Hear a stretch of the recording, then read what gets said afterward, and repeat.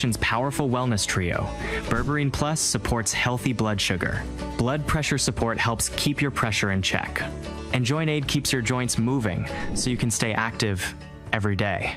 Don't wait. Choose Aja Nutrition for trusted, effective solutions. Available at Pennywise and leading pharmacies nationwide. Feel better, move better, live better with Aja Nutrition. Prime Minister says TNT supports smooth transition of power in Venezuela following Maduro's arrest. Politician and sportsman Eddie Hart has died. Housing Ministry does 180 on squatter regularization proposal. Coming up in sport, familiar names shine at the NAAATT Awards ceremony.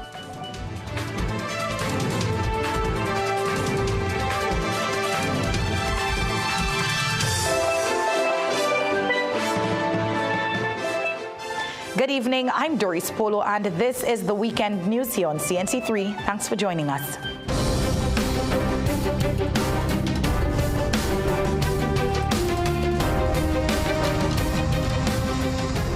Prime Minister Kamla Persad-Bissessar is seeking to clarify her government's position on Venezuela's deepening political crisis, insisting Trinidad and Tobago will not back any individual, but support the democratic transition of power.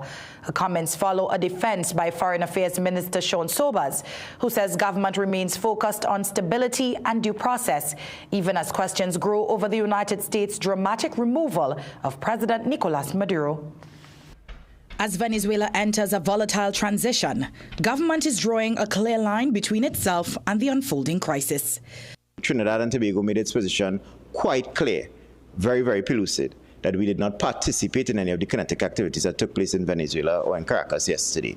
Foreign Affairs Minister Sean Sobers has been the sole member of the National Security Council to address the nation at a live media briefing since the military action in Venezuela. And he insists that while precautionary measures were taken in the capital, there is no indication that TNT faces any imminent threat. I don't know at all, respectfully, that Venezuela considers Trinidad and Tobago complicit in anything. Pressed on how Prime Minister Kamla Persad-Bissessar views Venezuela's new political reality, especially with Vice President Delcy Rodriguez now widely seen as holding power. We stand on the side of a safe, secure, transparent, democratic transition. Hours after the media conference, Persad-Bissessar told CNC3 News via WhatsApp that she has no issue with whoever is selected to run a transition government, be it Delcy Rodriguez or opposition figure Maria Corina Machado, who was once backed by Trump, as long as there is free and fair democratic elections in the near future. She also shared her view on the United States' long-stated claim that its military presence in the Caribbean was aimed at drug interdiction, not regime change. She said while people are entitled to their opinions, she supports any action that improves the lives of TNT nationals. That argument gained renewed scrutiny after U.S. President Donald Trump spoke openly about Venezuela's oil sector following Maduro's removal. Sobers echoed the Prime Minister's sentiment.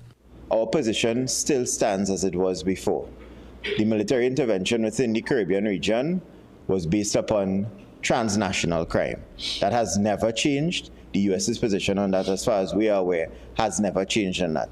Earlier, Sobers explained that the Prime Minister had deliberately avoided inflammatory language, even as criticism emerged from Caracas. But when asked directly who government recognizes as Venezuela's leader, Sobers stopped short of naming anyone. As it pertains to that particular question, I really don't think it arises. What arises is in terms of the transition. As for cross-border deals with Venezuela, particularly dragon gas, he said these matters will not conclude overnight. Sobers also remained adamant that while charges levied against Maduro did not identify TNT as a transshipment hub, the country has been negatively impacted. Concerns were also raised about the government's closeness to President Trump, especially after he appeared to abandon one of his own allies. Trinidad and Tobago has shared a long diplomatic and fraternal relationship with the United States of America. That long fraternal diplomatic relationship will continue. He noted that both national security ministers were in meetings with the Prime Minister and unable to communicate with the public. But political scientist Dr. Bishnu Raghunath slammed the lack of transparency. There should have been a more definitive statement coming from the government, especially within Trinidad was threatened on many occasions by the Venezuelan government. Maduro and his wife are in a New York detention center on drugs and weapons charges, but his government retains its hold on power. Defense Minister Vladimir Padrino Lopez has rejected Maduro's arrest as a cowardly kidnapping, while declaring support for Rodriguez as acting president. Well, opposition leader Penelope Beckles is questioning the Prime Minister's absence from today's press conference, saying the public expected her to address the matters of national importance. Beckles says instead the media was left with two ministers who appeared unable to provide clear answers on key issues. She criticizes today's briefing as poorly executed and says several important questions remain unanswered. But Minister Sean Sobers says the Prime Minister has been taking a hands-on approach to monitoring the issue as head of the National Security Council. The Prime Minister, since in and around, I would say maybe about 2:20 yesterday morning, has been engaged with several different tiers of the apparatus of the National Security Council. That engagement is a continuous engagement and it continues even to today, and I suspect it will be ongoing for quite some time. Patriotic Front political leader Michaela Pandey also slammed the Prime Minister for not addressing the nation, saying she must treat matters of national interest with the seriousness they demand. While civil society groups condemn this government as complicit in the U.S. attack on Venezuela and the extraction of its president, the Prime Minister says she has no issue with them expressing their views. The group gathered outside the Venezuelan embassy today under the watchful eye of the police to call the U.S. action a violation of the UN Charter and international law. Carissa Lee reports. After months of demonstration from civil society calling for peace in the region, the U.S. attack on Venezuela and the arrest of President Nicolas Maduro went against everything they were standing for. So 24 hours later, a small gathering of people from 10 civil society groups joined Venezuelan Ambassador Alvaro Sanchez Cordero outside the embassy to condemn the U.S. action. They labeled it as a threat to serenity and self-determination that can add to political destabilization and regional instability. The U.S. footprint is never neutral. It leaves behind shattered economies, destabilized regions, mass death, displacement, and generations forced to clean up the wreckage of someone else's bold-faced greed and unchecked ambition. And even though Prime Minister Kamla Persad-Bissessar said publicly this country was not a participant in the military operations, social activist Abio Jackson says any government that enables imperial aggression, whether through rhetoric, policy alignment, or strategic access, stands on the wrong side of history. Empire cannot invade without local accomplices. The Caribbean cannot be reduced to a staging ground. Using the analogy of standing by while abuse happens, the political leader of Movement for Social Justice, David Abdullah, told the government that silence equals support. Therefore, the Prime Minister of Trinidad and Tobago is complicit in everything that has been happening from August to now, and she stands condemned by all the progressive, patriotic citizens of Trinidad and Tobago who stand for social justice. But responding via WhatsApp, Prime Minister Kamla Persad-Bissessar says although the protest did not rally many people, she has no issues with them voicing their opinion within the law. There was also a heavy police presence outside the embassy. Jackson adds that while she is not denying the tragedies Venezuelans faced in recent years, she believes the United States caused or worsened the humanitarian and political crisis in the country while presenting itself today as the savior. This she describes as imperial aggression, not humanitarian aid. Carissa Lee, CNC3 News. Prime Minister Kamla Persad-Bissessar says she is not surprised that the U.S. indictment document against Nicolas Maduro claims that Caribbean politicians aided cocaine traffickers. The document says trafficking along Central American and Caribbean routes was sustained because traffickers paid politicians for protection. It also says they used those illicit payments to secure and expand their political power. This evening, Persad-Bissessar told CNC3 News she had no doubt that many respectable and celebrated people across all sectors of society will be exposed. For tonight's People's Say question, we asked the public if they are concerned the developments in Venezuela could impact us in Trinidad and Tobago. I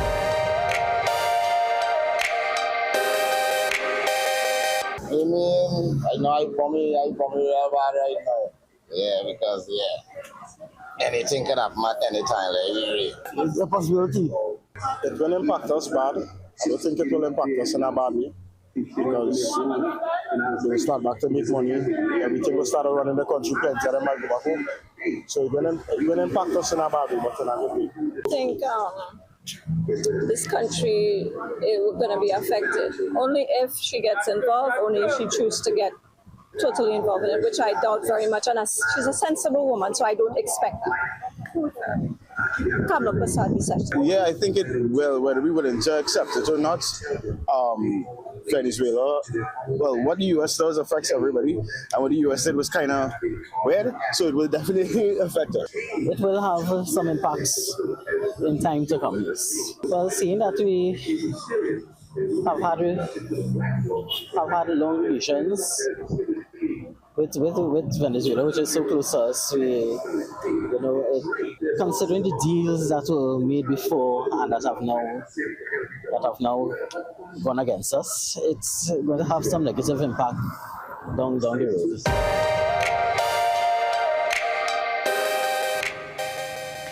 American Airlines will deploy the largest aircraft in its fleet to the Caribbean tomorrow as U.S. airlines work to resume normal operations in the region. On Saturday night, U.S. Transportation Secretary Sean Duffy announced that restrictions barring U.S. airlines from operating in parts of the Caribbean due to military action had been lifted. United Airlines, American Airlines, JetBlue and Delta have all announced intentions to operate scheduled services today and, where possible, deploy extra flights. Intra-regional travel continues with minimal disruptions as local and regional carriers were not subject to the FAA's restrictions. Let's head to a break. We'll be right back. Step into the new year with style and comfort with Jenny's exclusive unbeatable fashions for going back to work at unbelievable prices. Plus all the accessories, Jenny's exclusive, Princestown, San Fernando, Rio Claro, Gasparilla Mall, and M6 Plaza Shiguanas. Your low price headquarters, JD's. Attention all bakers, doubles vendors, and roti makers. Try our high-quality bromate-free, all-purpose, and whole wheat flour. Low price and conveniently packaged in 2 pounds, 2 kg, 10 kg, and 25 kg bags. For wholesale and retail prices, contact Shiklisho Limited at 665-3336 or 480-8715 or visit us at Warrenville, Canoopia. Shiklisho Limited, quality you can trust. Struggling with blood sugar swings, high blood pressure, or stiff joints? Take control with Aja Nutrition's powerful wellness trio. Berberine Plus supports healthy blood sugar. Blood pressure support helps keep your pressure in check. And Joint Aid keeps your joints moving so you can stay active every day. Don't wait. Choose Aja Nutrition for trusted, effective solutions. Available at Pennywise and leading pharmacies nationwide. Feel better, move better, live better with Aja Nutrition. Some of us like to test limits, but there won't always be second chances. Obey the speed limits. Maybe you don't value your life, but others value theirs.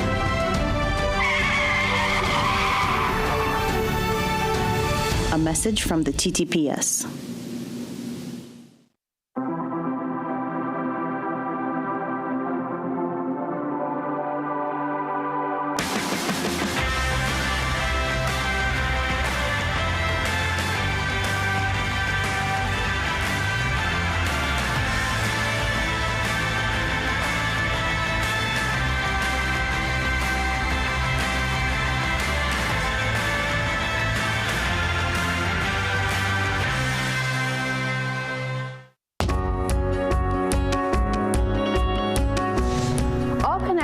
Is reliable, credible, and authentic. Thank you for trusting me to bring you the news. It's a privilege to be in your homes and hearts. With every story and every newscast, CNC3 is keeping you informed and inspired. When it comes to news, we are where you are.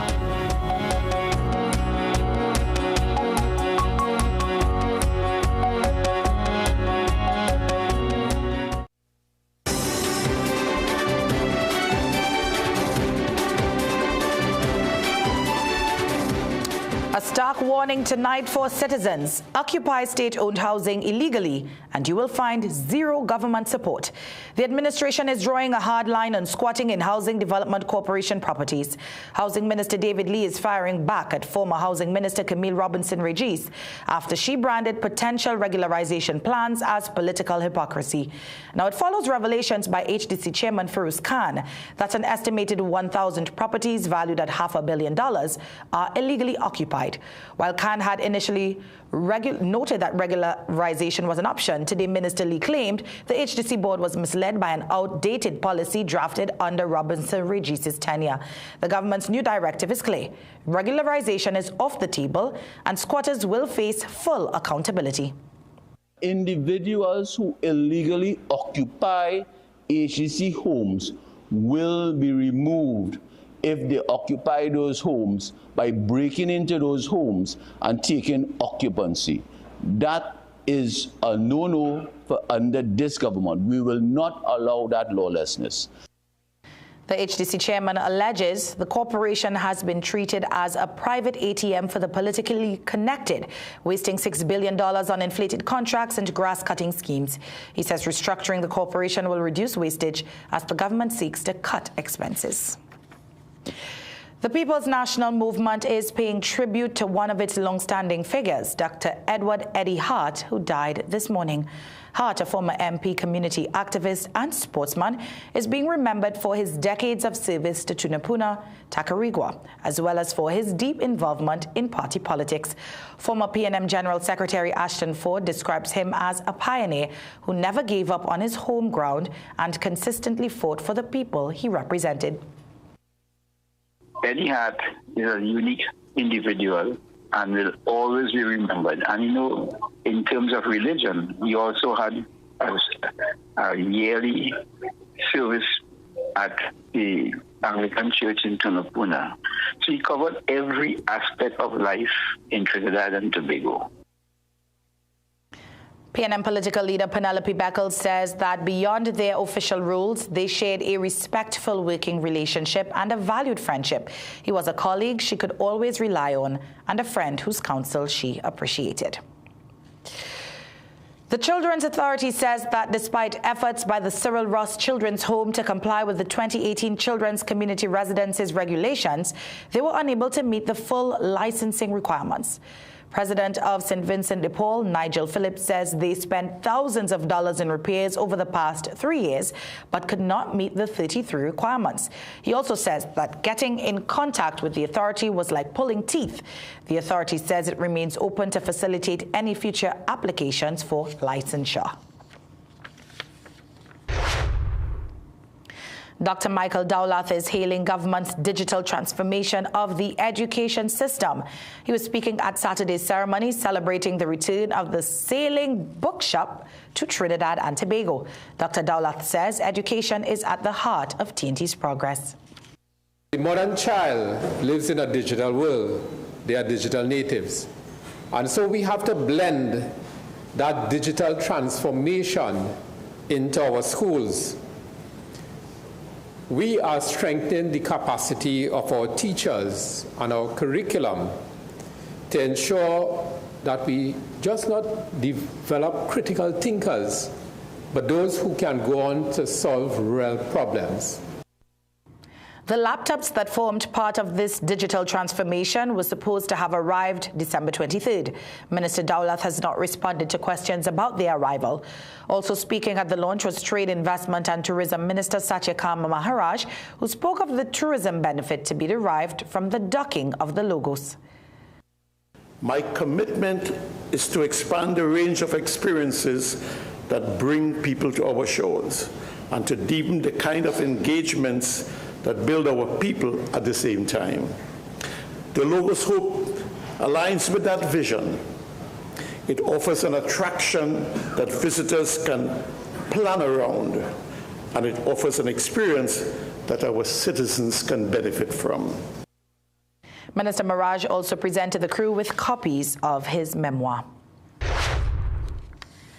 Nancy Almorales, a 50-year-old mother from Daniel Trace, Valencia, was shot and killed last evening while sitting in the front passenger seat of a vehicle at Clarence Trace, Valencia.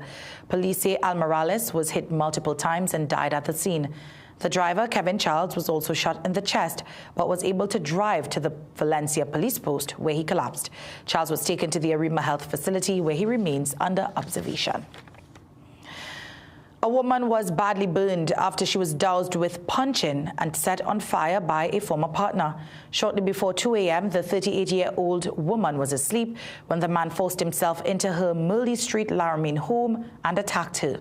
He also put the flames out before fleeing, leaving the victim to seek assistance from neighbors. She is now being treated for second-degree burns to 22% of her body. The 40-year-old suspect has not yet been detained. Let's tell you what's still to come in sport. Sporting fraternity bids farewell to a pillar of community football.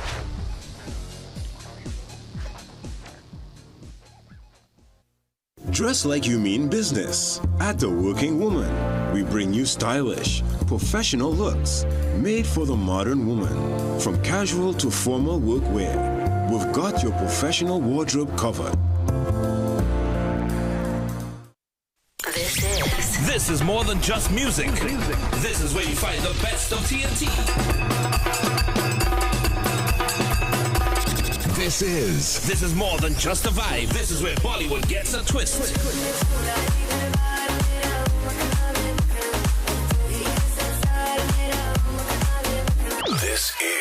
This is more than just energy. This is Bhangra and indie pop too.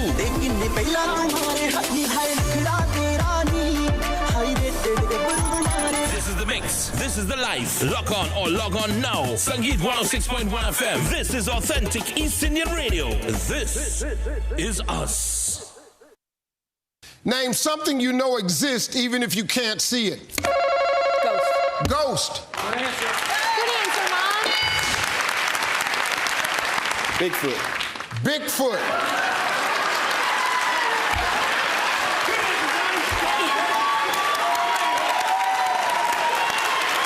Family Feud. Wrong answers and non-stop laughs. Join the madness on Family Feud.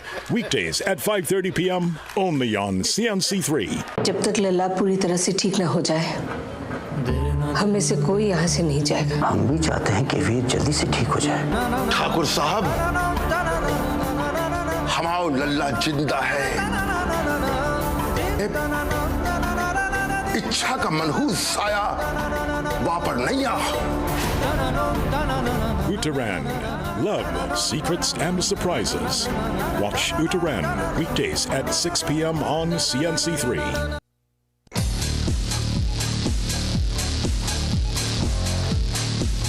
It's time for some sport action. TNT's top track and field athletes were celebrated last night as the National Association of Athletics Administration staged its annual award ceremony with Leah Bertrand and Kishon Walcott headlining the evening. Rajiv Surat Singh has the details.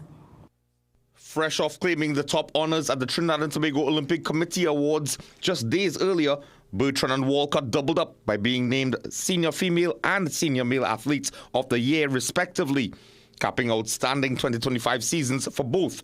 Walcott's award crowned a landmark year for the Olympic champion, who returned to the summit of the javelin world by capturing gold at the World Athletics Championships in Japan with a season best throw of 88.16 meters.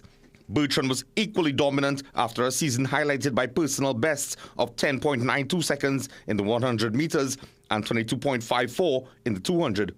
World Championship silver medalist Jareem Richards was named the most outstanding men's track athlete after clocking a national record 43.72 seconds in the 400 meters, while Tyra Gittins Spotsville took the Women's Field Athlete of the Year award. Youth and junior athletes also shone, with Carifta double gold medalist Christopher Sammy earning Youth Male Athlete of the Year, O'Shea Cummings taking the female equivalent, and Jaden Marchand and Janea DeGans claiming the Junior Male and Female Athletes of the Year. With elite performances and rising young talent on display, the 2025 NAAATT Awards highlighted a thriving era for Trinidad and Tobago track and field. Rajiv Surat Singh, CNC3 Sport. Earlier, we told you about the death of politician Eddie Hart. Now we turn our attention to the local football community, who is also mourning his passing, describing him as a tireless advocate for grassroots sport, whose contribution to football in TNT spanned more than 4 decades. Dr. Hart's name is inseparable from community football development, most notably through the Eddie Hart Football League, which he founded over 40 years ago. What began as a modest grassroots initiative grew into one of the country's most respected community leagues, providing structured competition, discipline, and opportunity for thousands of young players across multiple generations. The league became a vital development pipeline, with many footballers progressing from its fields into higher levels of the local game. Beyond competition, the Eddie Hart Football League served as a safe space for mentorship, character building, and positive social engagement, particularly in communities where access to organized sport was limited. Dr. Hart believed deeply in football as a tool for social change. His vision extended beyond winning matches to shaping lives, instilling values of teamwork, discipline, and perseverance. His work helped strengthen community bonds and kept countless young people positively engaged through sport. Trinidad and Tobago Football Association paid tribute to Dr. Hart, describing him as a pillar of the football fraternity, whose legacy continues to inspire administrators, coaches, and players alike. His contributions to sport were formally recognized on several occasions, including repeated acknowledgements in Parliament, marking milestone anniversaries of the Eddie Hart Football League, and in 2020, when he received an honorary Doctor of Humane Letters for his service to national and community development. Minister of Sport and Youth Affairs Philip Watts paid tribute to his influence. Eddie was more than just a name on a league. He was a visionary who understood that sport is the most powerful tool we have for community transformation and youth empowerment. Through the legendary Eddie Hart Football League, he created a sanctuary for talent to flourish and for discipline to take root. His legacy is seen in the thousands of young men and young women who found their purpose on the savannah under his guidance. Rajiv Surat Singh, CNC3 Sport. Thanks, Rajiv, for that report. The first match day of 2026 in the TTPFL included a double header at the Atto Bolden Stadium yesterday. Rajiv has the highlights. In the early matchup, Central FC Reboot and AC Port of Spain went head-to-head with just a point separating the former champions in the standings. The capital city boys struck first when teenage midfielder Seth Hadid delivered a pinpoint cross that Daniel Cyrus headed home at the back post. Central responded 5 minutes later as Daniel David's long ball caught the AC defence off guard and Maurice Dick capitalised, sliding in a low finish past goalkeeper Marvin Phillip. A 1-1 finish.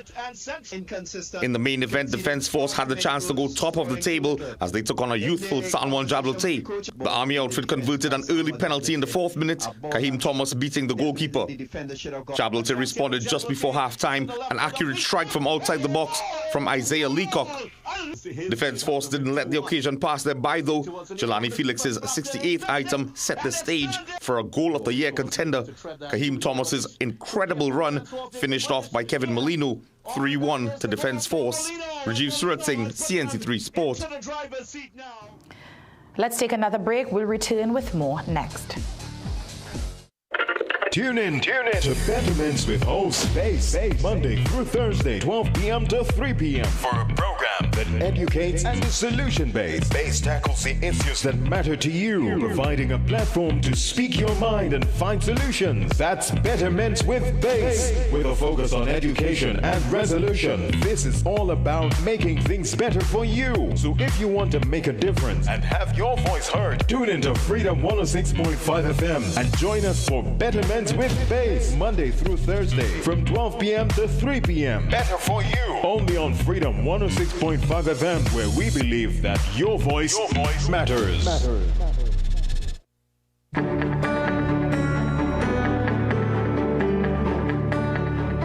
Let's tell you what you can expect in tomorrow's weather forecast. The Met Office says generally sunny and at times breezy conditions are expected despite a low chance of isolated light or moderate showers occurring. Tomorrow's maximum forecast temperature in Trinidad is 31 degrees, while Tobago will experience a high of 30 degrees Celsius. Seas are slight to moderate, with waves reaching from 1 to 1.5 meters in open waters and half a meter in sheltered areas. Thanks for joining us for the weekend news here on CNC3. I'm Doris Polo. As always, on behalf of the rest of the team, have a great night and a wonderful week ahead.